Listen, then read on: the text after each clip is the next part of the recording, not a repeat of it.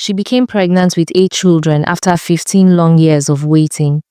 Obioma prayed for a child. Every moon came with tears, and every year ended with disappointment. Her husband, Ade, once loving and patient, grew cold as seasons passed. The neighbors whispered behind closed doors. Some claimed she was cursed. Others said the gods had sealed her womb.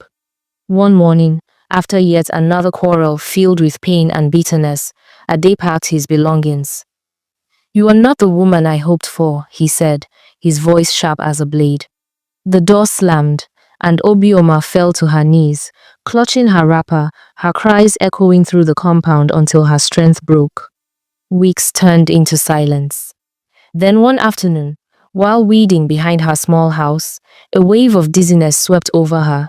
Concerned, her neighbor Mama Oju insisted she visit the health center.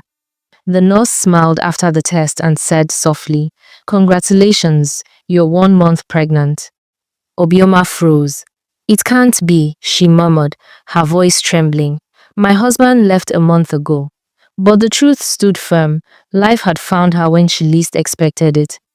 As the months passed, her belly grew larger than anyone had ever seen. By the 6th month, it looked as though she carried the world itself. Women stared in wonder, men whispered, "Perhaps it's twins or more." Some joked, "Maybe she swallowed a drum." But Obioma refused to rest.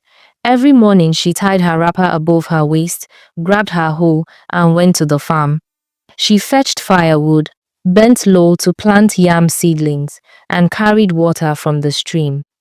Her swollen stomach pushed against her wrapper, yet she pressed on. "If this is what it takes to be a mother," she would say, "then I will endure." By the 8th month, her body could no longer bear the weight. Her steps slowed, her breath came hard, and soon she could do nothing but sit and wait. The villagers watched with mixed awe and fear, whispering that something extraordinary was coming. Then one stormy night, lightning split the sky as Obioma's cries filled the room. The midwife worked furiously. One baby cried, then another and another. When it was over, she collapsed to the floor and whispered, "8. 8 perfect children." The news spread like wildfire, but the miracle had only just begun. Obioma, with tears in her eyes, prayed over her newborn. When 8 tiny cries filled the air, the miracle echoed beyond the village borders. Traders spoke of it in distant markets. Travelers carried the tale across lands. Among those who heard was the man who had abandoned her, Obioma's husband. Ade wrestled with crushing guilt. The woman he'd left barren and broken had become mother to 8 children, blessed beyond imagination. Shame seared his chest, but love, deep, fractured, and desperate, pulled him homeward.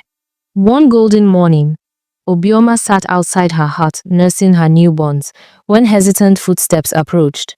She looked up. There he stood, older, humbled, trembling. His tunic bore the dust of long travel. His eyes glistened with the tears of a man who'd discovered both his failure and a chance at redemption. "Obioma," he whispered, voice breaking. "I was blind, forgive me." Silence stretched between them like the years of pain they'd endured. Villagers watched from shadows, breath held, then, softly, she rose. The children need their father. Ade collapsed to his knees, overcome. He kissed her hands, tears soaking her wrapper. From that day forward, he became transformed. He rebuilt their home's crumbling walls, repaired the leaking roof, and carried each baby as though made of light itself. He labored in fields at dawn and returned at dusk to sit beside Obioma, singing softly to their children. The village that once whispered in judgment now watched in admiration. Together, they embodied grace, restored a family healed by forgiveness and unwavering faith. The babies thrived under their parents' devotion. Ade, once broken by pride, now found strength in humility. Obioma, who had endured abandonment's bitter sting, discovered that mercy could be more powerful than anger. When people asked how such a miracle could follow such sorrow, Obioma would smile, her 8 children sleeping peacefully around her. "Faith doesn't fail," she'd say quietly.